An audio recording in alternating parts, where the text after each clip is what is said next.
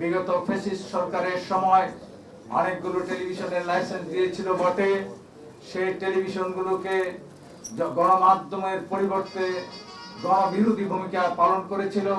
সেখানে তোষামোদকারী কিছু দায়িত্বশীল নামে সাংবাদিকতার নামে অপসাংবাদিকতা করেছে। একই সঙ্গে ওইসব প্রতিষ্ঠানের মালিকগণ ব্যবসা বাণিজ্য তাদের নানান দিক থেকে তারা লাভবান হয়েছে।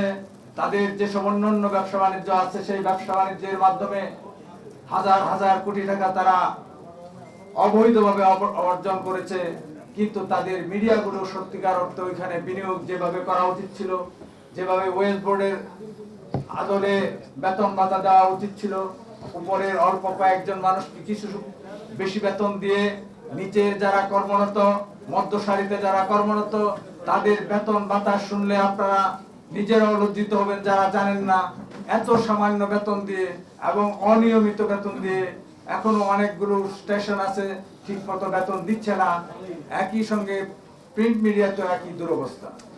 আমি সংক্ষেপে বলবো, এই বিষয়গুলি বর্তমান গণতান্ত্রিক সরকার অবশ্যই দেখবেন এবং আমরা অনুরোধ করব যে কথাটি আমরা গত কিছুদিন যাবৎ মাননীয় মন্ত্রী এবং অন্যান্য মন্ত্রীদেরকেও বিষয়টা উল্লেখ করছি। সেটি হলো দৈনিক বাংলা হাউস অর্থাৎ বাংলাদেশ টাইমস এবং দৈনিক বাংলাদেশ ট্রাস্ট ছিল, সেখান থেকে 4টি পত্রিকা বের হতো। এই পত্রিকাগুলো ছিল স্বৈরাচার বিরোধী যে কোনো বিষয়ের প্রতি সবচেয়ে সোচ্চার, সবচেয়ে প্রগতিশীল একটি সাংবাদিকদের আশ্রয়স্থল ছিল দৈনিক বাংলা। সেই দৈনিক বাংলাকে শেখ হাসিনা ঘোষণা দিয়ে তিনি ক্ষমতায় এসে বন্ধ করে দিয়েছিলেন। কিন্তু দুর্ভাগ্যবশত 2001 সালে যখন আবার জাতীয়তাবাদী সরকার প্রতিষ্ঠিত হলো, অনেক চেষ্টা করেও সেদিন সেই কাগজগুলো আর বের করা সম্ভব হয়নি। আমরা অনুরোধ করব সেই দৈনিক বাংলা হাউসকে আবার পুনর্গঠন করুন, সেই ট্রাস্ট আবার